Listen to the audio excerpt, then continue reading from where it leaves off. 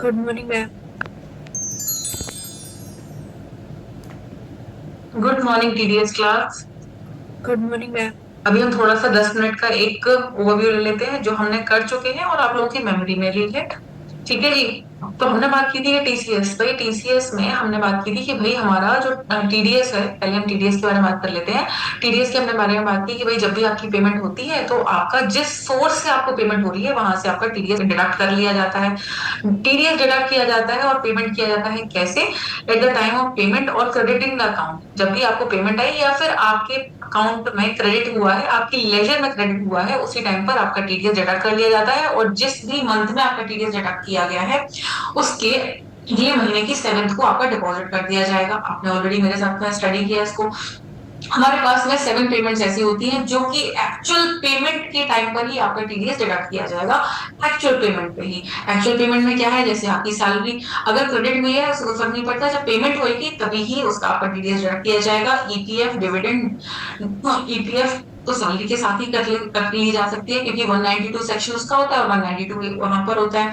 फिर dividend winning. Dividend जब आपको किसी कंपनी से आपका डिविडेंड आता है वो तो वैसे भी आपके बैंक अकाउंट में डायरेक्ट आता है। बैंक अकाउंट में जब आपके डायरेक्ट आता है तो वहां पर आपका TDS eight the time of payment he deduct किया जाएगा। आपको अगर कोई विनिंग करते हैं आप, जैसे आप क्रॉसवर्ड वगैरह खेलते हैं, ऑनलाइन गेमिंग करते हैं, या फिर आप कौन बनेगा करोड़पति टाइप के कोई विनिंग कॉन्टेस्ट जीतते हैं तो वहां पर आपकी एक्चुअल पेमेंट पर ही आपका टीडीएस डिडक्ट किया जाएगा।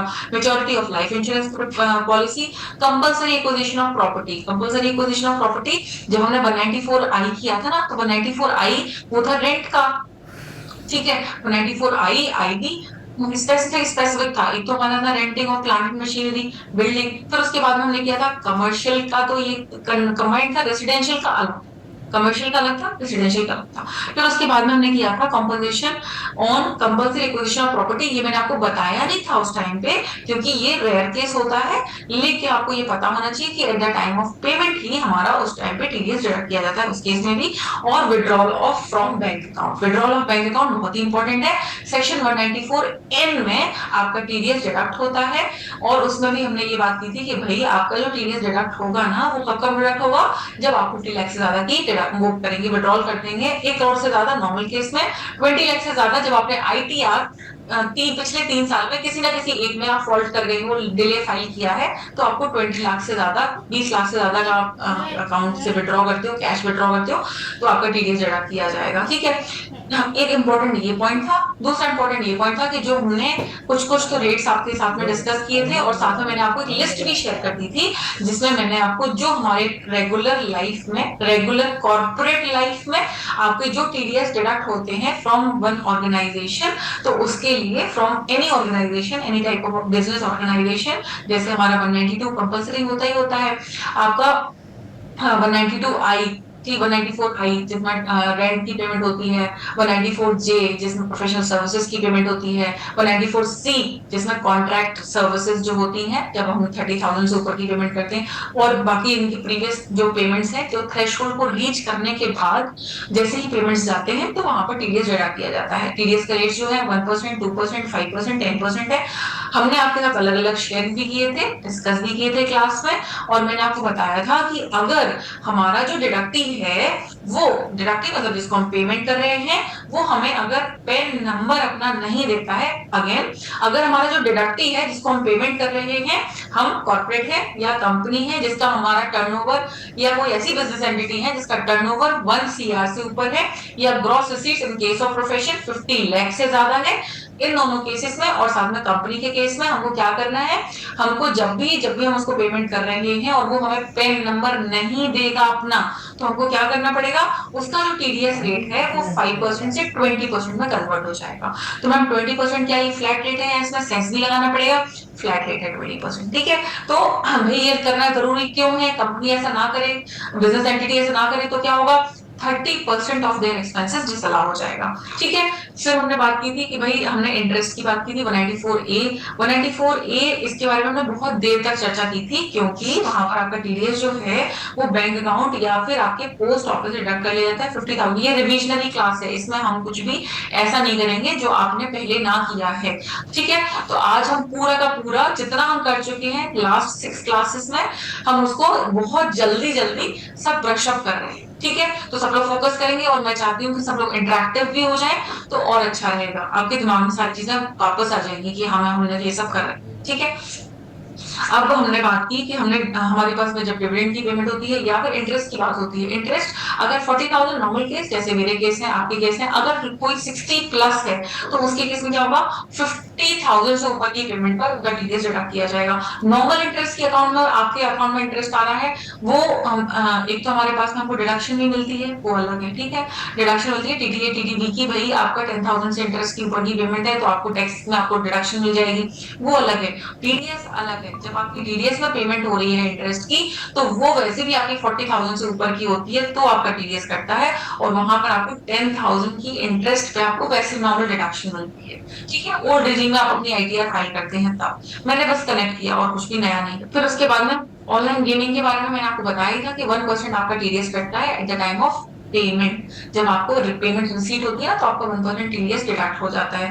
फिर उसके बाद में हमने 194 सी डिस्कस किया था, जहां पर हमारे कॉन्ट्रैक्ट्स एंड सब कॉन्ट्रैक्ट्स जो भी carrying out any work activity या फिर सप्लाई ऑफ लेबर काम करती है, सप्लाई ऑफ लेबर जहां पे काम कर रही होती है, वर्क फोर्स इन्वॉल्व होता है, कॉन्ट्रैक्ट बेसिस पे हमारे साथ में कॉन्ट्रैक्ट किए जाते हैं, तो हमारे पास में टीडीएस का रेट क्या है भाई, 1%, 2%। 1% किस केस में, इंडिविजुअल एचयूएफ में, जैसे हमारा लेबर कॉन्ट्रैक्ट, हमारी बिल्डिंग बन रही है भाई, मैं थोड़ा सा फास्ट बोल रही हूँ क्योंकि मुझे लगता है आप लोगों को सारी चीजें तो मैं ऑलरेडी बता चुकी हूँ, I am just covering this whole stuff. ठीक है, तो हमारी जो इंडिविजुअल की पेमेंट होती है तब 1% होता है, एचयूएफ की पेमेंट होती है 1% होता है, जैसे हमारे पास है कि हम बिल्डिंग वगैरह मटीरियल, बिल्डिंग मटीरियल का काम कर रहे होते हैं, लेबर कॉन्ट्रैक्ट लेबर हमने हायर कर रखी होती है, एक आदमी होता है जो पूरी लेबर को मैनेज कर रहा होता है, तो जब हम उसका टीडीएस डिडक्ट करते हैं तो हम 1% डिडक्ट करते हैं क्योंकि वो इंडिविजुअल है। ठीक है, प्रोवाइडेड उसने अपना बैंक अकाउंट नंबर के साथ में अपना पेन नंबर दिया होना चाहिए। ठीक है, बैंक अकाउंट सिर्फ अगर नेसेसरी है क्या मैम, अगर पेन नंबर नहीं दे, पेन नंबर के साथ तो कोई बात है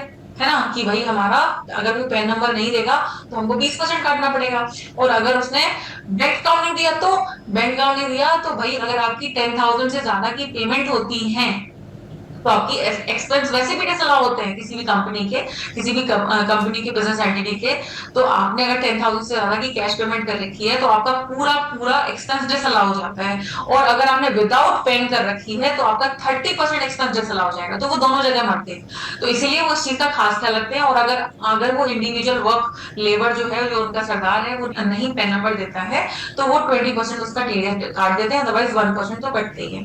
कंपनी के केस में अगर कंपनी को पेमेंट हो रही है, कोई कंपनी ये सारी चीजें मैनेज कर रही है, तो उस केस में क्या हो जाएगा, अदर्स के केस में कंपनी मतलब पार्टनरशिप ही चलेगी, कोऑपरेटिव सोसाइटी ही चलेगी, इंडिविजुअल एचयूएफ के अलावा 2% हो जाता है, 2%। ठीक है, पेमेंट का सिंगल कॉन्ट्रैक्ट 30,000, उससे ऊपर के हैं तो आपके 1 लाख की पेमेंट, तो मैम अगर हमारे सिंगल सिंगल कॉन्ट्रैक्ट हमने मान लेते हैं 30,000 के हो गए, 30,000 के हो गए, और उसके बाद में हमने 50,000 का किया तो हमारा 30,000, 30,000, 50,000, तो मैम हमारा टीडीएस कब काटना पड़ेगा, 30,000, 60,000 को छोड़ दो, वो पेमेंट खत्म हो गए, फिर हमारे पास में 50,000 का जो डिडक्ट, ये 50,000 की जब हम पेमेंट कर रहे हैं तो पूरे के पूरे 50,000 की पेमेंट पर हमको टीडीएस डिडक्ट करना पड़ेगा।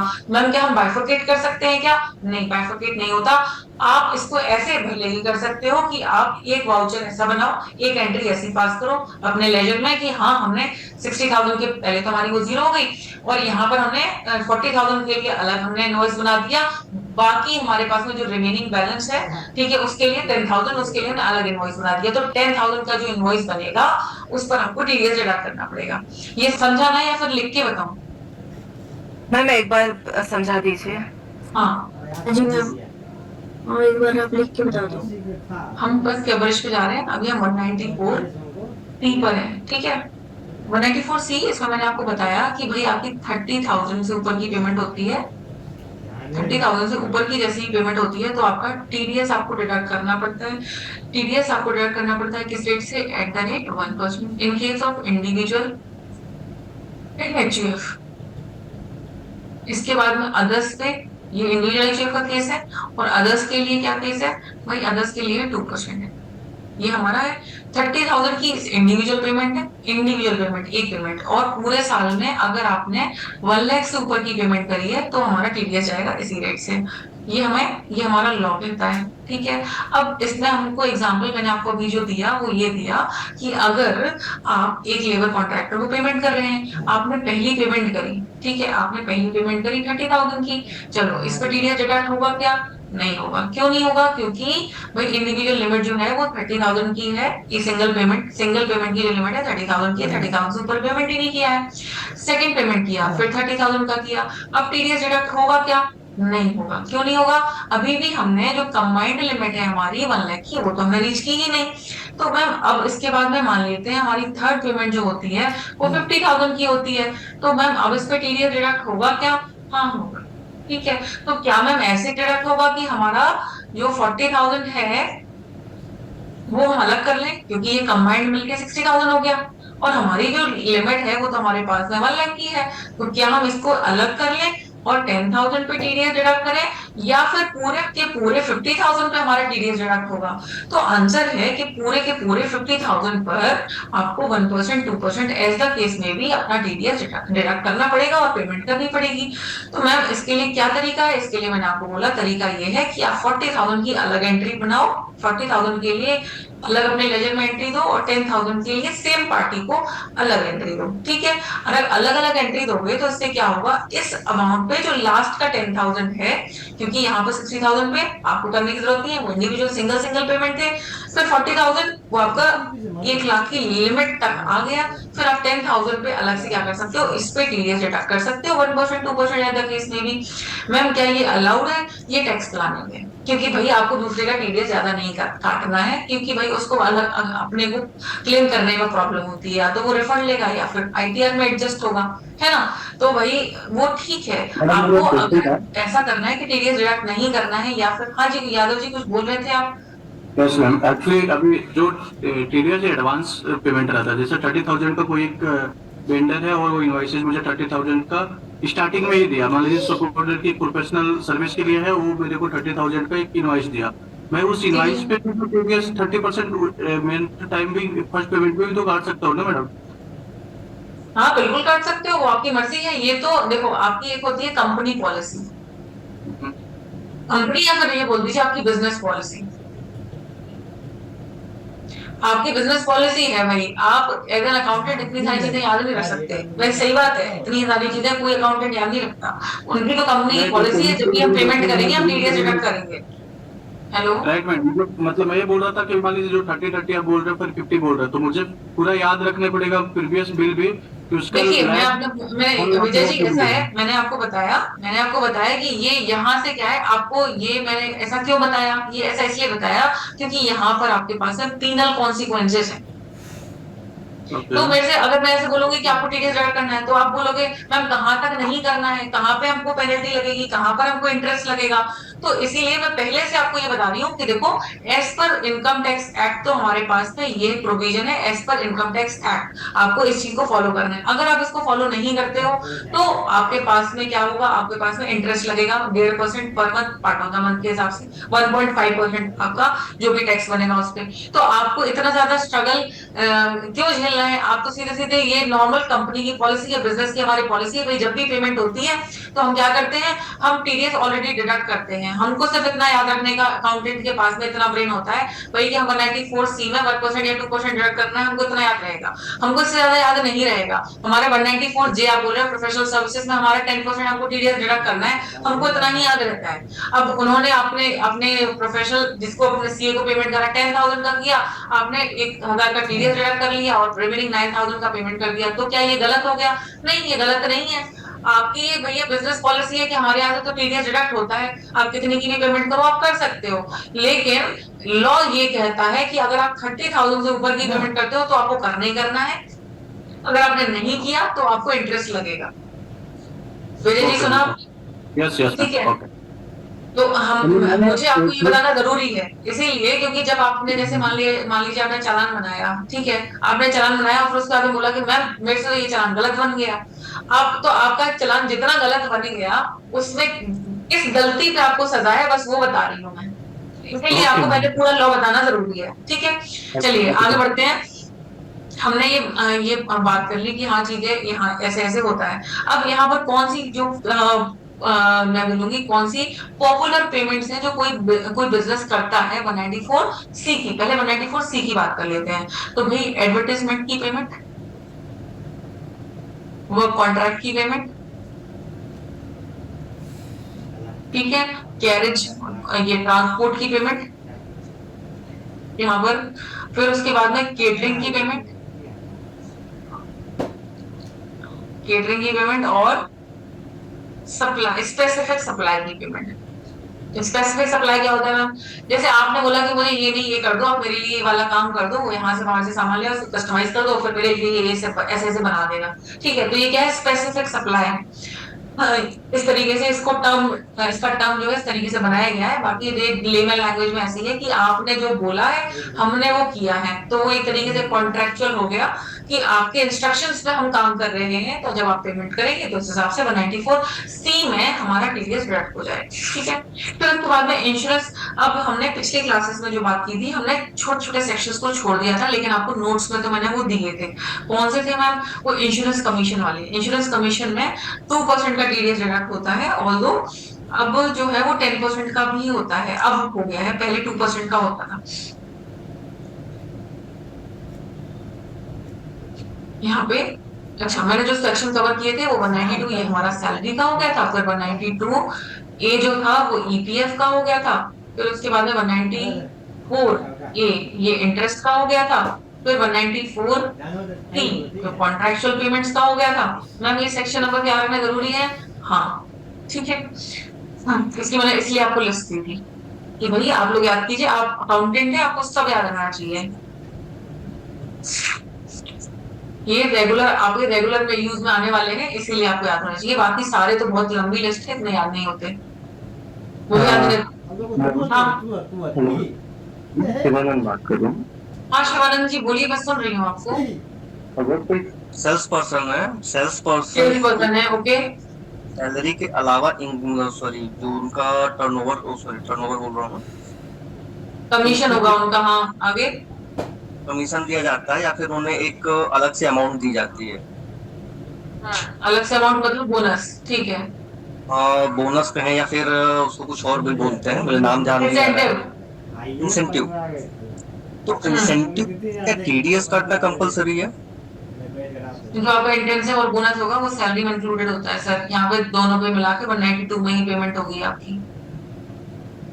सैलरी तो अलग है, इंसेंटिव अलग है ना उसमें। जैसे कि हम देखिए salary अगर आपको सेम पर्सन से हो रही है, जैसे आपका जो क्या होता है सैलरी कहाँ पर आती है, ये आती है यहाँ पर एक बहुत ही डिफाइंड वर्ड है, एम्प्लॉयर एम्प्लॉय रिलेशनशिप होता है। आपका जो एम्प्लॉयर एम्प्लॉय रिलेशनशिप है, अगर आपका मालिक आपको जो भी पेमेंट देगा वो किसी भी नाम से दे, आपको वो पर्क दे, इंसेंटिव दे, बोनस दे, कमीशन दे। आपने 4 गाड़ियां बेची तो आपको 10,000 पर गाड़ी पे मिलेगा, ये क्या है? ये आपको इंसेंटिव दिया जा रहा है। अगर आपने इतनी पॉलिसी सेल कर दी तो आपको हर पॉलिसी का 1% मिलेगा, जितनी प्रीमियम आएंगे उस प्रीमियम का आपको 2% मिलेगा। ये क्या है? ये कंपनी की पॉलिसी है, आपको अपने आप को अपना सेल्स बूस्ट करने के लिए। तो वो उनके एक तरीके से सेल्स इंसेंटिव्स हैं, ठीक है। लेकिन वो सेल्स इंसेंटिव जो दे रहे हैं वो किसी आउटसाइडर को नहीं दे रहे हैं, वो उनका इनडायरेक्ट एक्सपेंस उस तरीके से नहीं है, वो अपने ही एम्प्लॉइज को बूस्ट करने के लिए दे रहे हैं। तो वो in the name of salary वो किसी भी नाम से दें, उस सैलरी के साथ में ही तो दे रहे हैं आपको। नहीं, एक्चुअली मेरे पूछने का मतलब इसलिए था क्योंकि यहाँ हमारी जो मतलब इंडस्ट्री है उस पे सैलरी के जो फॉर्म आते हैं उस पे सैलरी का अलग मेंशन होता है।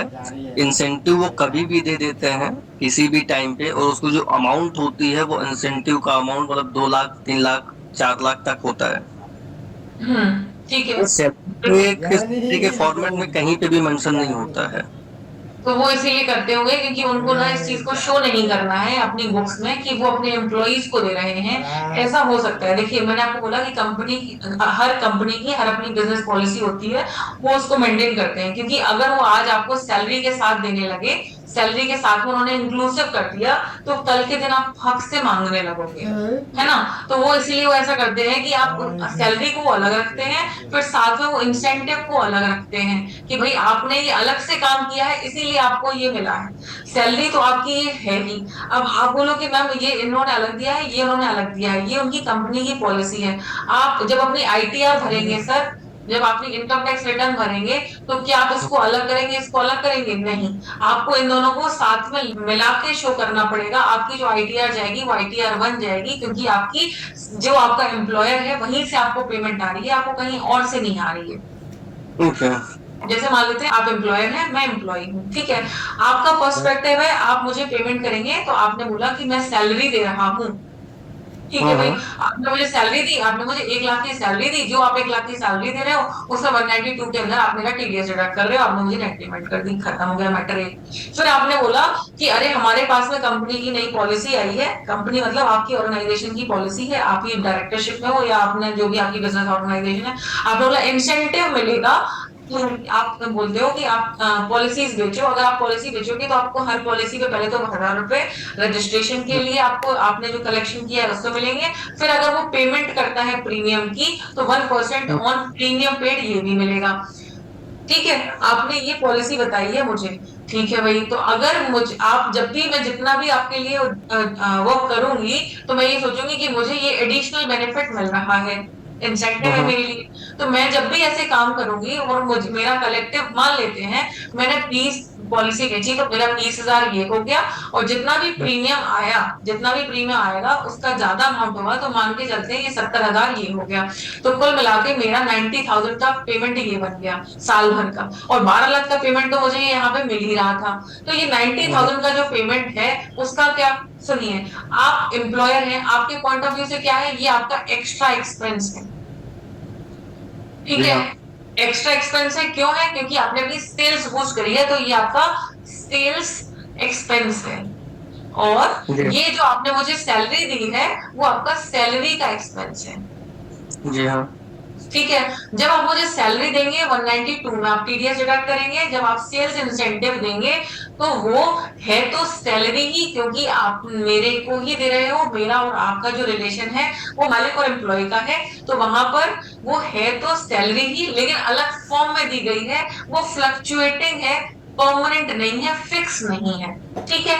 तो यहाँ पर क्या टीडीएस 192 में जाना चाहिए? हाँ, 192 में ही जाना चाहिए। तो मैम ये दोनों कंबाइंड होंगे, हाँ, आपका 12,90,000 की पेमेंट होगी आपकी अंडर द हेड सैलरी। जब आप आईटीआर फिल करेंगे, आप अपनी, अब आपका पार्ट खत्म हो गया, ठीक है। आपकी सैलरी है, सेल्स एक्सपेंस है, ठीक है, आपने वहां पे टीडीएस 192 में डिडक्ट किया। तो मैम अगर हमारा एम्प्लॉयर ऐसा कर रहा है कि जो 90,000 की पेमेंट कर रहा है हमारा कर रहा है उसको 192 में नहीं डिडक्ट कर रहा है, ये वो गलत कर रहा है।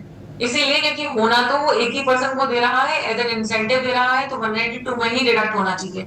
अगर वो नहीं कर रहे हैं ऐसा, तो उन्होंने इस चीज को बाइफर्केट करने के लिए ऐसा किया है। उनका जो माइंडसेट होगा वो मैं बता रही हूँ कि देखो, जो मैं अपने एम्प्लॉयर को एज अ सैलरी दे रहा हूँ वो तो फिक्स है, बाकी जो है वो अपना हक नहीं है, वो आपका बूस्ट अप डोज है कि आप उसे एज एन इंसेंटिव लीजिए कि एक्स्ट्रा काम करने पर आपको मिल रहा है तो आप एक्स्ट्रा करते रहिए। तो वो वहां पर सेल्स एक्सपेंस में अपने आप को डाल रहे हैं और एज एन एक्सपेंस दिखा रहे हैं, वो उनका पॉइंट ऑफ व्यू है। जबकि आप जब अपने पास में टैक्स आईटीआर भरेंगे, आईटीआर 1, ठीक है, आईटीआर 1 जाएगी आपकी, क्योंकि आप सैलरी हेड में हैं आप, तो आपकी कितनी जाएगी? 12,90,000 under the head salary only. आप इसे कैलकुलेट नहीं कर सकते। इस पे एक लास्ट क्वेश्चन कि भी जो न्यू रिजीम आईटीआर भरने का है, ओल्ड रिजीम और स्कीम में, इस पे भी न्यू का टोटल लिमिट कितना है, कितने पे हम टैक्स काट सकते हैं? 12 लाख तक आपको कोई टैक्स नहीं है। 18 ये जो है 87A की रिबेट आई है, जी हाँ, वो ये कहती है आपको 12 लाख तक कोई टैक्स नहीं लगेगा। जो सैलरीड पर्सन है उनके लिए थोड़ा सा और ज्यादा रिलैक्सेशन है। रिबेट तो 12 लाख तक की है, ये नॉर्मल सबके लिए है, जो कोई भी है 12 लाख तक आपको कोई टैक्स नहीं लगेगा, लेकिन सैलरी में एक स्टैंडर्ड डिडक्शन मिलती है। ओके। और एक लास्ट क्वेश्चन 194 एक मिनट तक पूरा कर लूं, मैं, सारे लोग सुन रहे हैं तो सबके मन में डाउट्स क्लियर हो जाते हैं, ठीक है। थोड़ा सा एक मिनट सबके लिए, ये स्टैंडर्ड डिडक्शन आई है। स्टैंडर्ड डिडक्शन ओल्ड रिजीम में जो था ओल्ड रिजीम में ये डिडक्शन जो थी वो 50,000 थी, न्यू रिजीम में जो है वो 75,000 है। सैलरीड के लिए बता रही हूँ बस, और कुछ नहीं। न्यू रिजीम 115 DAC ये सेक्शन नंबर है, 75,000। तो इन ऑल टोटल कंबाइंड बात ये निकल के आती है कि सैलरीड पर्सन पे फॉर द फाइनेंशियल ईयर 25-26 की जो फाइनेंशियल ईयर है, इस पर उनको 12,75,000 पे कोई टैक्स नहीं लगेगा for salary head, salary employ के। हाँ, अब पूछिए। एक लास्ट क्वेश्चन ये था कि 194C पे जो कॉन्ट्रैक्टर होते हैं, तो सॉरी ट्रांसपोर्टर, कॉन्ट्रैक्टर दोनों आते हैं, तो ट्रांसपोर्टर के लिए जो हमें जैसे डिक्लेरेशन फॉर्म देना पड़ता है, हाँ, आपके पास टोटल नंबर ऑफ ट्रक कितने हैं और आपका टोटल 10,000 ऐसा मैं बता देती हूँ आपको सर, आप ना थोड़ा सा कंफ्यूज हो रहे हैं। मैं यहाँ पे बाइफरकेट करके आपको पूरा बता देती हूँ ट्रांसपोर्टर का केस, ठीक है। ट्रांसपोर्टर एक थोड़ा सा ना पेचीदा केस है, इसीलिए पेचीदा केस है क्योंकि इसमें 3 चीजें मिल जाती हैं। तीनों चीजें मैं आपको बता देती हूँ फ्रॉम द पर्सपेक्टिव ऑफ, पहले आईटी इनकम टैक्स एक्ट के हिसाब से बता देती हूँ। इनकम टैक्स के हिसाब से पहले आपकी तरफ से बता देती हूँ, आप एम्प्लॉय हैं और मैं ट्रांसपोर्टर हूँ, तो आपके पॉइंट ऑफ व्यू से बता देती हूँ। आप नॉर्मली 10,000 की पेमेंट कैश में कर सकते हो, लेकिन ट्रांसपोर्टर को स्पेसिफिकली 35,000 तक की कैश पेमेंट कर सकते हो, आपको बिजनेस एक्सपेंस अलाउड हो जाएगा। दूसरा, आप जब भी पेमेंट करेंगे, अगर आप 35,000 की पेमेंट कर रहे हो, यहाँ पर देखो कितना ज्यादा वो है, अगर आप 30,000 से मुझे ऊपर की पेमेंट कर रहे हो तो आपको मेरा टीडीएस डिडक्ट करना पड़ेगा, क्योंकि आप 194C में पेमेंट कर रहे हो। तो यहाँ पर तो ये कह रहे हैं कि 35,000 तक की आप कैश पेमेंट कर सकते हो, लेकिन यहाँ पर बोल रहे हैं कि 30,000 के ऊपर की पेमेंट करी तो आपको टीडीएस डिडक्ट करना पड़ेगा। नहीं करी तो क्या होगा, तो 20% के हिसाब से आपको क्या कहते हैं, मेरा टीडीएस डिडक्ट करना पड़ेगा अगर पेनी दे रही हूँ। और वैसे नॉर्मली आपको क्या करना पड़ेगा, आपको भैया आपका एक्सपेंस डिसअलाउ हो जाएगा इसका 30%, ठीक है। फिर दूसरी बारी आती है जीएसटी की बारी, जब आती है तो जीएसटी में भी प्रॉब्लम है ट्रांसपोर्टर के केस में। स्पेसिफिकली ट्रांसपोर्टर के केस में जीएसटी में ये प्रॉब्लम है, या तो आप 5% के हिसाब से ट्रांसपोर्टर में फॉरवर्ड चार्ज मैकेनिज्म में जीएसटी पे कर दूं। अगर मैं रिवर्स चार्ज में लेती हूँ, मैं बोलती हूँ मैंने रजिस्ट्रेशन ही नहीं करवा रखा, सर आपकी सारी प्रॉब्लम है, आप देख लो, तो आपको 18% के हिसाब से मेरा जीएसटी डिडक्ट करके पेमेंट करना पड़ेगा, क्योंकि मैं रिवर्स आरसीएम में हूँ। आप मुझे पेमेंट कर रहे हो तो आपको 18% मेरे लिए रिवर्स चार्ज मैकेनिज्म के वजह से पेमेंट करना पड़ेगा। तीसरी चीज, हो सकता है कि मैं ऐसी ट्रांसपोर्टर हूं जिसने 44 एडीए में रजिस्ट्रेशन ले रखा है, मतलब एडीए के हिसाब से मैं अपनी आईटीआर फाइल करती हूँ, रजिस्ट्रेशन की जरूरत नहीं होती, उसमें सिर्फ एक फॉर्म भरना पड़ता है। 44 एडीए का वो फॉर्म 44 एडीए के लिए स्पेसिफिकली होता है, जहां पर ये मेंशन करना होता है मुझे कि भाई मैं ये बता रही हूँ कि मेरे पास 10 से ट्रक या ट्राला, जो भी, इसको 2 तरीके से डिवाइड करते हैं, हैवी वेट व्हीकल और लाइट वेट व्हीकल। हाँ, सबके लिए इंपॉर्टेंट है। हैवी वेट व्हीकल जो होता है उसमें वेट के हिसाब से मुझे आईटीआर भरनी होती है। एक होता है light weight vehicle other than heavy weight vehicle, जिसको लाइट वेट कहते हैं। अदर वाले में होता है कि 7,500 पर ईयर मेरी इनकम अज्यूम कर ली जाएगी। कितने ट्रक पे, मैक्सिमम 10 व्हीकल्स पे। मैंने ट्रक बोल दिया क्योंकि ट्रांसपोर्टर का केस मैं बता रही हूँ, वैसे इसको व्हीकल बोल दीजिए आप। ये पूरा केस ट्रांसपोर्टर का मैंने बता दिया, ऑल्दो यहाँ पर रिक्वायर्ड नहीं था, लेकिन क्लैरिटी के लिए बोल दिया। कोई और डाउट है इसमें? नहीं, जैसे अभी आपने बोला कि जीएसटी पे आरसीएम उसका मुझे देना पड़ेगा, तो 5% और 18% जो आप अभी बता रही थी, हाँ, तो सामने वाला अगर ट्रांसपोर्टर रजिस्टर्ड है जीएसटी पे, तो आरसीएम पे मुझे 5% देना पड़ता है आरसीएम के केस। अब केस पे तो उसका जो भी हमारे पास बिल्स आते हैं वो हम उसको आरसीएम पे बुक करते हैं और उसका हम टैक्स पे करते हैं, ठीक है।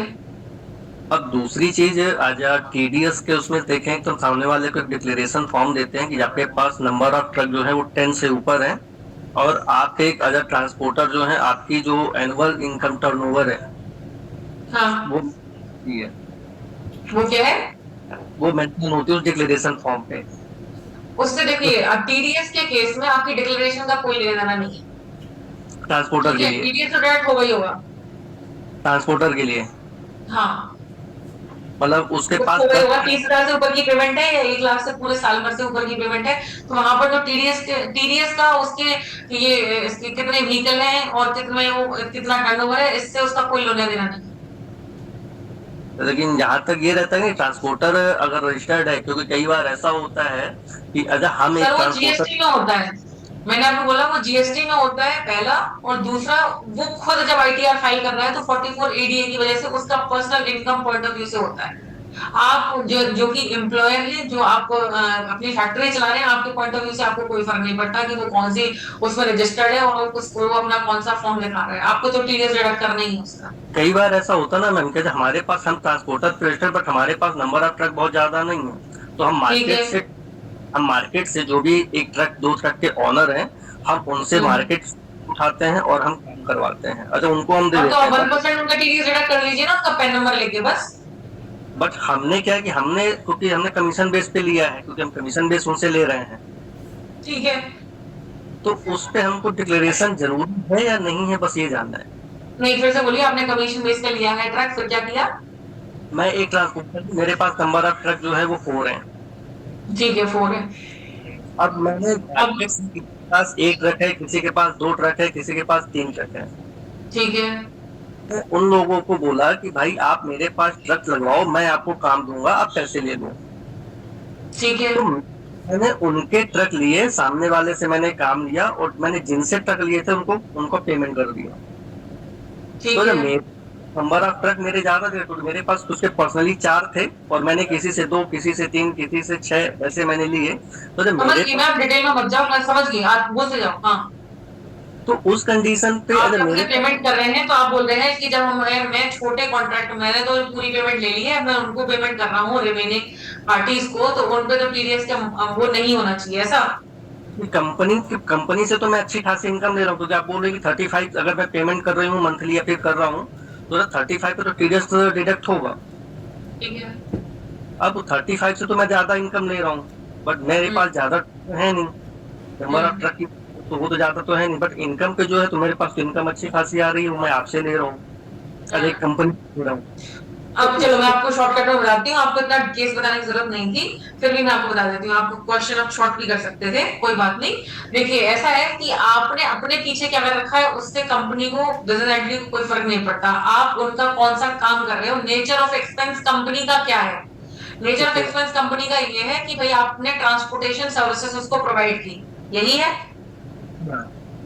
ठीक है? तो ट्रांसपोर्टेशन सर्विसेज पे कंपनी आपका या बिजनेस एंटिटी आपका तो टीडीएस डिडक्ट करेगी। बात यहाँ पर आपका और बिजनेस एंटिटी का केस क्लोज हो गया। अब आपके पास में, अब आपने जिससे भी अपने सब कॉन्ट्रैक्टिंग कर रखी है, एक किसी से एक लिया ट्रक जैसे वैसे ये आप उनको पेमेंट कर रहे हो, तो वो आपके और आपके जो सब कॉन्ट्रैक्टर है उनके बीच की बात आ गई। जी हाँ, 2 केस आपने मर्ज कर दिए ना, तो अब उनकी और उनकी आपस में बीच में आ गई। तो अब यहाँ पर डिपेंड करता है कि बॉस आपका टर्नओवर खुद का कितना है।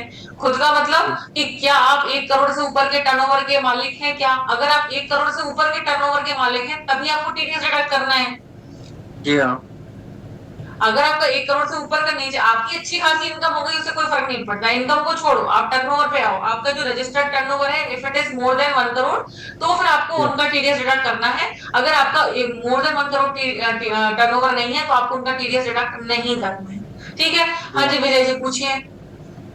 मेरा एक क्वेश्चन था एक्चुअली कि अभी सारे स्टेट में, मतलब जैसे अभी लेह लद्दाख है, हिमाचल प्रदेश है, अभी जस्ट मेरा एक रेंटल था, अपना गेस्ट हाउस का रेंटल, उसमें लेह लद्दाख में मेरा गेस्ट हाउस है, वहाँ पे इनकम डिपार्टमेंट से एक डिक्लेरेशन उसने इशू करा के अपने नाम से कि मेरा टीडीएस नॉट डिडक्ट किया जाए, या डिडक्ट किया जाए तो 1% या 2% है तो उससे रिड्यूस में किया जाए, तो ऐसा भी हो सकता है क्या मैडम? हाँ, ऐसा हो सकता है। उसने यहाँ पर मतलब स्पेसिफिकली मैं आपको बता देती हूँ, हिली एरियाज में क्या होता है, अब ये जब से ना एयरबीएनबी भी नया चल गया है और ये, तो इस वजह से स्टेट वाइज थोड़े से एडजस्टमेंट हुए हैं। थोड़े से एडजस्टमेंट ये हुए हैं कि जैसे, तो वैसे स्पेसिफिक जो सेक्शन है वो तो 194 आई ही है, फिर लेकिन यहाँ पर एक डिक्लेरेशन ये आती है कि जो लो इनकम इंडिविजुअल्स हैं, लो इनकम इंडिविजुअल्स हैं मतलब उनकी साल भर की इनकम जो है वो बहुत कम है, तो उस केसेस में डिपार्टमेंट ने ये लिबर्टी दी हुई है। एक पर्टिकुलर फॉर्म है, मुझे नहीं पता कौन सा फॉर्म नंबर जो है वो मैं आपको भले ही लेटर स्टेज में बता दूंगी, जिसमें आप ये डिक्लेरेशन दे सकते हो, शायद मेरे पास लिखा हुआ है, मुझे देना दीजिए, कि उसमें आप ये बोल सकते हो कि भाई मेरी इनकम जो है वो साल भर की बहुत कम है, तो मैं इतना ज्यादा टीडीएस अपना क्यों करवाऊं, मेरा आप पहले से इसको माफ कर दीजिए। फॉर्म नंबर है, मेरे पास फॉर्म नंबर नहीं लिखा हुआ है,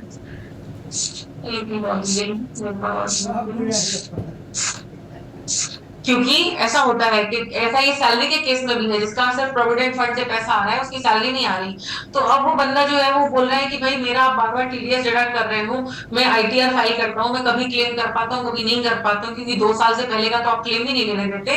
तो उस केस में वो बोलते हैं कि हमारा टीडीएस ना डिडक्ट किया जाए। तो आप एक पर्टिकुलर फॉर्म भरते हो जिसमें आप ये बोल सकते हो गवर्नमेंट से कि भाई मेरा टीडीएस ना डिडक्ट किया जाए, या और वो गवर्नमेंट बोलती है कि फिर ठीक है आप 1% पे डिडक्ट करवा लो, 1% जस्ट टू ट्रैक पेमेंट, और कुछ नहीं। Okay ma'am, okay, thank you. I am sorry sir, मेरे पास ना वो फॉर्म नहीं है, फॉर्म नंबर नहीं है, वो आपको खुद से फिगर आउट करना पड़ेगा, या फिर मैं बाद में फिगर आउट करके बता दूंगी आपको। लेकिन प्रोसेस जो है वो हाँ ऐसा है, कैसा कर सकते हैं। एक्चुअली मेरे पास तो फॉर्म है मैडम, बट मतलब अभी जस्ट मेरे मोबाइल में नहीं है, और वो सर्टिफिकेट भी है जो इशू डिपार्टमेंट करता है, उसके पैन कार्ड नंबर से उसका नाम लेके उसके लेटर हेड पे इशू कर देता है कि हाँ ठीक है, आपका 1% एक्चुअल होना चाहिए रेट, बट आपको 5% का डिडक्ट हो सकता है। ओके ओके, चलिए हम थोड़ा सा ना इसको कंटिन्यू करके, हमने जितना सेक्शंस कंप्लीट किया उसको एक बार गो थ्रू कर ली, क्योंकि हमारा ये तो हमारा ये कन्वर्सेशन अच्छा रहा, मीनिंगफुल, लेकिन फिर भी अभी हमें कंप्लीट करना है इसको जो हम कर चुके हैं, जितने हम प्रैक्टिकल पे बिल्कुल स्विच हो जाए तो हमारे डाउट्स ना रहे। चलो फिर इसके बाद हमारे दूसरा सेक्शन आता है 194C खत्म हो गया, 194J। 194J क्या होता है भाई? प्रोफेशनल पेमेंट्स होती हैं। प्रोफेशनल पेमेंट्स कौन सी होती हैं? जिसके लिए आपके पास में डिग्री है, ठीक है, जिसके लिए डिग्री नहीं है वो क्या होती है? वो 194C है। प्रोफेशनल कौन सी है भाई? प्रोफेशनल है जैसे आप आर्किटेक्ट को सर्विस पेमेंट करते हैं, आप सीए को पेमेंट करते हैं, आप एडुकेटर को पेमेंट करते हैं, तो वो उनके प्रोफेशनल स्किल बेसिस पर उन्हें पेमेंट की जा रही है। 30,000 ऊपर की पेमेंट होगी, 10% के हिसाब से टीडीएस डिडक्ट कर लिया जाएगा। ये हमने कंप्लीट कर लिया था। फिर उसके बाद में हमने बात की थी 194N की। 194N में हमने किया था कि हमारा बैंक से जो है हमारा विड्रॉल हो रहा है और वहां पर हमारा टीडीएस डिडक्ट हो रहा है। कितने परसेंट के हिसाब से हो रहा है मैम? इसको मैंने आपको पूरी एक लिस्ट दी थी, और उस लिस्ट के साथ मैंने आपको एक चीज बताई थी कि यहाँ पर अगर आप डिफॉल्ट करते हो तो आपको स्पेसिफिक देना है, नहीं तो नहीं देना है। एक मिनट,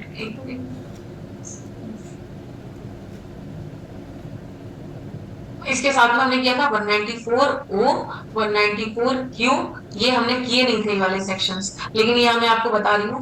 क्यों कब करना है? जब आप परचेज कर रहे हो, परचेजेस हो रही है आपकी, कितनी हो रही है? 50 लाख से ज्यादा हो रही है पूरे साल में। सेल्स जब आप कर रहे हैं, ये कितना परसेंटेज है? 0.1% है। ये छोटे से ट्रैकिंग ऑफ पेमेंट्स के लिए हो गए हैं। जैसे पहले ऐसा होता था, जो 194O और 194Q जिनके लिए रेलेवेंट है उनके लिए मैं बता रही हूँ। पहले ऐसा होता था कि चलिए आपने सेल कर दिया, बात खत्म हो जाती थी, लेकिन अब उन्होंने जीएसटी के माध्यम से ऐसा कर दिया है कि आपको ई वे बिल करना है। ई वे बिल 50,000 से ऊपर का जब भी आपका गुड्स ट्रांसफर हो रहा है, एक प्लेस से दूसरे प्लेस जा रहा है, तो आपको वहां पर क्या है, उसको ई वे बिल जनरेट करना है। वैसे ही यहाँ पर परचेजेस जब आप कर रहे हो 50 लाख से ऊपर की आपने परचेज की, तो वहां पर पेमेंट के टाइम पर आपका 0.1% के हिसाब से टीडीएस आपको डिडक्ट करना है। और जब आप सेल कर रहे हो तो सेल के टाइम पर भी 194Q में आपको टीडीएस डिडक्ट करना है, और जो कि आपका है वो भी सेम परसेंटेज ही है, पर उसमें एक स्पेसिफिक बात है कि वो ई कॉमर्स ऑपरेटर्स के लिए है। 194O e commerce operators, yes, 0.1% ही है। और यहाँ पर भी ये है कि भाई यहाँ पर सिर्फ थोड़ी सी रियायत ये है, अगर आप छोटे बिजनेसमैन हो और 5 लाख से कम की आपकी सेल है, 5 लाख से कम की सेल है, तो फिर आपको ये इस प्रोविजन में आप फॉलो नहीं करते हो। ई कॉमर्स ऑपरेटर्स जो नए नए चल गए हैं, चाट पापड़ वगैरह बेचते हैं या कुकीज वगैरह बेचते हैं, गिफ्ट आइटम्स बेचते हैं, तो उनकी 5 लाख से ऊपर की सेल होती नहीं है, तो फिर उनको टीडीएस के चक्कर में उन्होंने नहीं डाला। 194N खत्म, 194O खत्म, 194Q खत्म, 194 ये लाइफ इंश्योरेंस पॉलिसीज के बारे में हम बात नहीं करेंगे, 194I जो था वो हमारा रेंट का केस था। रेंट में हमने ये बात की थी, प्लांट एंड मशीनरी, इक्विपमेंट वगैरह पे 2%, 10%। स्पेसिफिक जब कमर्शियल बिल्डिंग आपकी होती है तो आपको 10% पे आ जाते हैं। जेडी अप्रूव होनी चाहिए, वो बात की बातें हैं, अगर नहीं भी होगा, लेकिन इन द नेम ऑफ जब आप प्राइमा फेसिया पेमेंट्स कर रहे हैं तो आपको 10% के साथ टीडीएस डिडक्ट करना ही है। 194N में हमने बोला था कि at the time of payment आपका टीडीएस डिडक्ट होगा। और एक हमारे पास में नई 194T थी कि आप पार्टनरशिप फर्म पार्टनर्स को पेमेंट कर रही है, या कमीशन ब्रोकरेज वगैरह की, कमीशन ब्रोकरेज या इंटरेस्ट ऑन कैपिटल, कुछ भी किसी भी नाम से आप पेमेंट कर रहे हो, पार्टनर्स को पेमेंट कर रहे हो, तो 20,000 से ऊपर की पेमेंट पर टीडीएस डिडक्ट होता है। फिर उसके बाद में हमने लास्ट बात कर ली है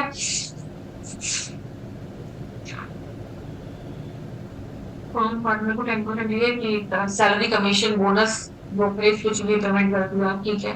अब हमारे पास में ये हमारा पूरा का पूरा सेशन जो है ये खत्म हो गया है। अब हमारे पास में बारी आती है टीसीएस। टीसीएस हम थोड़ा सा रुक के बताते हैं।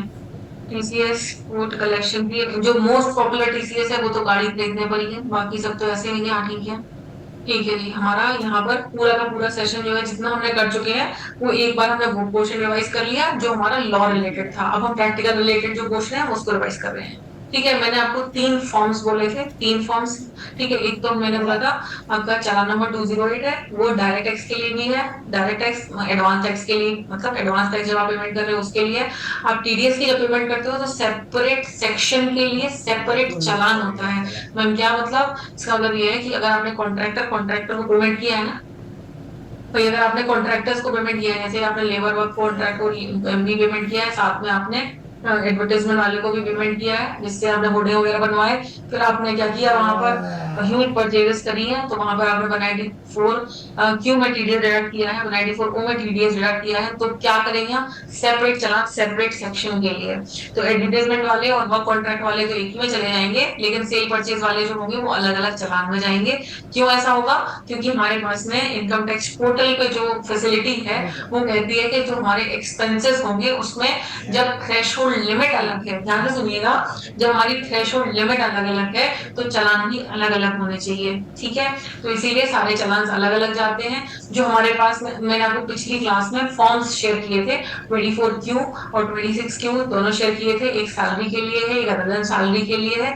हम उसमें देखेंगे कि जब आपकी पेरोल बनती है, आपकी कंपनी आपका टीडीएस डिडक्ट करती है, आपको नेट पेमेंट्स करती है, उसके बाद में जो आपकी पूरे साल की पेमेंट, पहले तो मंथली जो आपकी पेमेंट जारी होती है उसके एक्सेल शीट जो उसके पास होती है कि हाँ उनके एम्प्लॉइज की टीडीएस डिडक्ट की, तो उनको क्या करना होता है, वो एक पर्टिकुलर क्वार्टरली स्टेटमेंट में डिटेल देनी होती है।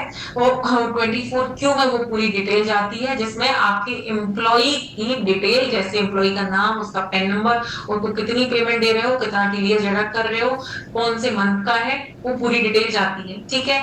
ऐसे ही आपने पेमेंट करने के हर 3 महीने के बाद में एक बार फाइनल रिपोर्ट करना होता है, फिर अगले 3 महीने की पेमेंट के बाद में एक फाइनल रिपोर्ट करना होता है। इसको क्वार्टरली स्टेटमेंट ऑफ टीडीएस बोलते हैं, जो हर बिजनेस एंटिटी को फाइल करनी होती है, जस्ट टू ट्रैक कि आपने जितना टीडीएस डिडक्ट किया हुआ है उतना आपने टाइम पर पेमेंट भी कर दिया है और उसका क्वार्टरली रिपोर्ट कर दिया है गवर्नमेंट को। ध्यान से सुनेंगे, ऐसा क्यों कर रहे हैं, ऐसा इसलिए कर रहे हैं क्योंकि जब हमारा पूरा साल खत्म होगा तो उसमें हम सीक्वेंस में चलेंगे, मतलब कि मैम हमारे पास में 4 क्वार्टर है, Q1, Q2, Q3, Q4। तो भाई मैम हमारे पास में 4 क्वार्टर है, 1 2 3 4। तो अब 4 क्वार्टर की पेमेंट कैसे जाएगी मैम, 4 क्वार्टर की ऐसा होगा कि हमारे पास में पहला क्वार्टर जो था वो 1 अप्रैल से स्टार्ट हुआ था और 1 अप्रैल से अप्रैल मई जून, ठीक है, जून तक हमारा ये खत्म हो गया, यहाँ पहला क्वार्टर खत्म हो गया। तो जो हमारी जून तक की पेमेंट, जून तक की हमने जून की पेमेंट जो है 7 जुलाई तक हमने कर दी है। यहाँ तक अप्रैल की हमने मई में कर दी, मई की हमने जून में कर दी, जून की हमने जुलाई में कर दी, गवर्नमेंट को डिपॉजिट कर दिया जो टीडीएस डिडक्ट किया था, ठीक है, सारे चालान बना के। अब ये चालान वाइज की मैं एक आपको स्टोरी भी दूंगी जिसमें एक पर्टिकुलर एंटिटी, जैसे कोई भी बिजनेस एंटिटी है, मान लेते हैं XYZ 25 पेमेंट कर रही है, 25 पेमेंट, वही किसी को वो एडवर्टाइजमेंट के लिए पेमेंट कर रही है, किसी को रेंट की पेमेंट कर रही है, किसी को सैलरी दे रही है, किसी को प्रोफेशनल सर्विसेज की पेमेंट कर रही है, किसी को इंटरेस्ट दे रही है। तो हर जगह उसके अलग अलग टीडीएस उसको डिडक्ट करके और नेट पेमेंट देनी है। सबके उसने चालान क्या करेंगे, पहले तो उसने अपने टीडीएस डिडक्ट किए, फिर उसके बाद में अगले महीने की 7 तारीख को वो चालान डिपॉजिट कर दिए। अब भाई ये 3 महीने के चालान उसके इकट्ठे हो गए, उस सारे इकट्ठे चालान की वो क्या करेगी, वो एक स्टेटमेंट फाइल करेगी। स्टेटमेंट फाइल करने के बाद में उसको वो स्टेटमेंट कैसे फाइल करनी होगी, वो स्टेटमेंट फाइल करनी होगी 24Q में। 24Q में कैसे फाइल करेगी, वही हमारा प्रैक्टिकल पोर्शन है। तो मैम वो कब करेंगे, वो कल करेंगे, कल 8 o'clock मुझे सारे लोग मिले और हम लोग अपने फाइनल जोन में आ गए हैं जहां पर हम सिर्फ फाइलिंग और फॉर्म को देखेंगे, उसको स्टडी करेंगे। मैंने आपको एक वेबसाइट भी प्रोटीन का एक वो लिंक शेयर किया था जहां से आप खुद से भी डाउनलोड करके देख सकते हो, और तो मैंने ऑलरेडी डाउनलोडेड एक्सेल फाइल भी आप लोगों के साथ में शेयर कर दी है। मुझे एक चीज और बतानी थी आपको, थोड़ा सा हम टीसीएस का पोर्शन खत्म कर लेंगे, मैं इंट्रोडक्शन दे दूंगी तो हमारा ना प्रैक्टिकल में हमको वो बताने में इजी पड़ जाएगा। या फिर मिक्स नहीं करूँ, मिक्स नहीं करते हैं, कल टीडीएस कर लेते हैं पहले। ठीक है, टीसीएस को थोड़ा सा रखते हैं, मिक्स हो जाएगा। कुछ कुछ फ्रेश बच्चे होते हैं, उनको नहीं समझता है, मिक्स हो जाता है, वैसे उनको इतना ही कॉम्प्लिकेट हो जाता है। ठीक है, हम कल कंटिन्यू करेंगे। मैम मेरा एक क्वेश्चन था। जी सत्या। मैम मान लीजिए मेरी एक कंपनी है जिसकी मेरे 4 जीएसटी नंबर है अलग अलग स्टेट्स में, ठीक है। और मैं एक कंपनी से परचेज कर रहा हूँ, उसके भी ऐसे ही सेम मेरी तरह 4 जीएसटी नंबर है अलग अलग से। ठीक है, तो मैं उसका टीडीएस कैसे कैसे कैलकुलेट करूंगा, कैसे काटूंगा? मान लीजिए जैसे अरे 50 लाख भाई, तक क्या इसमें प्रॉब्लम क्या है? जीएसटी नंबर को आप पेन नंबर के साथ में क्यों लिंक कर रहे हो? पेन नंबर अलग होता है, जीएसटी नंबर अलग होता है, टेन नंबर अलग होता है। पेन नंबर से ही जुड़ा हुआ है तो जीएसटी, आपके 4 जीएसटी हैं सर, ध्यान से सुनेंगे जरा। जी कॉन्सेप्चुअल प्रॉब्लम है आपकी, थोड़ा सा ध्यान से। जी जीएसटी जीएसटी जीएसटी 1 2 3 4 जीएसटी आपके हैं, तो जीएसटी अलग अलग होने से क्या फर्क पड़ता है? कोई फर्क नहीं पड़ता। टर्नओवर जो होता है, टर्नओवर मेन होता है कि आपकी कंपनी का कितना टर्नओवर है। टर्नओवर जो होता है वो पेन बेस्ड होता है। पेन बेस्ड टर्नओवर आपके फॉर्म 20 EIS का रिपोर्ट होता है पहला, जो आपका ग्रॉस टर्नओवर होगा जी मैम। वो आपका EIS में रिपोर्ट होगा। तो मैम कितना रिपोर्ट होगा सबका मिला के? आप सबकी जीएसटी आप वन फाइल करते होगे ना? जी हाँ, तो सबका मिला के आपका रिपोर्ट होता है। उनका भी ऐसा ही होगा क्योंकि सब लॉ तो सबके लिए सेम है। अब आपने बोला कि मैम उनका हम टीडीएस कैसे डिडक्ट करेंगे? आपको टीडीएस 10 से डिडक्ट करना है, इसमें आपके जीएसटी का कोई लेना देना ही नहीं है, उनके जीएसटी का कोई लेना देना ही नहीं है। तो मैम 10 से उनका टीडीएस हम कैसे डिडक्ट करेंगे? आप अपने 10 से उनके पेन नंबर पे टीडीएस डिडक्ट करके डिपॉजिट कर दो, बस। जीएसटी से क्या मतलब? Okay ma'am, okay okay, thank you ma'am. Okay, see you tomorrow. Yes, well, ma'am. Thank you. Okay, ma'am. Thank Okay, you. have a good day, enjoy your Sunday. Bye. Thank you. Thank you. Bye-bye, ma'am.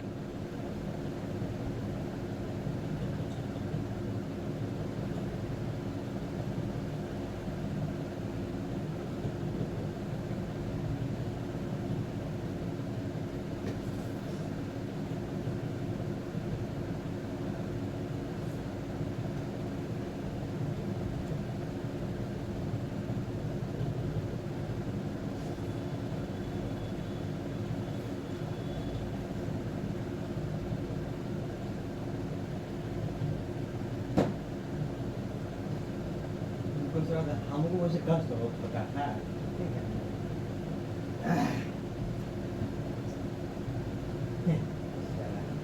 अरे जमाना रखेगा क्या?